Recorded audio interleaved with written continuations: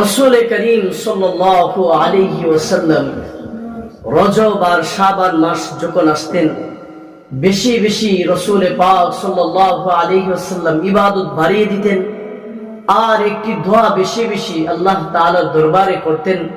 আল্লাহর রাসূল সাল্লাল্লাহু আলাইহি ওয়াসাল্লাম বলতেন, আল্লাহুম্মা বারিক লানা ফি রজব ওয়া শাবান ওয়া বাল্লিগনা রমাদান। আল্লাহুম্মা বারিক লানা, হে আল্লাহ আপনি আমাদেরকে বরকত দান করুন।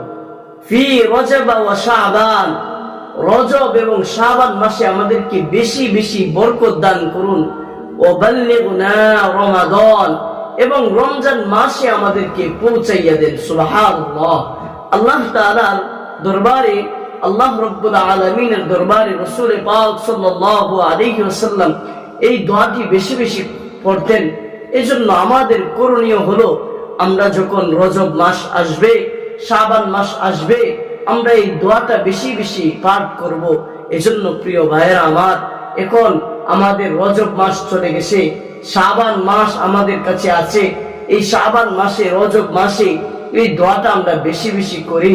আল্লাহুম্মা বারিক লানা ফি রজব ওয়া শাবান ওয়া বাল্লিগনা রমাদান।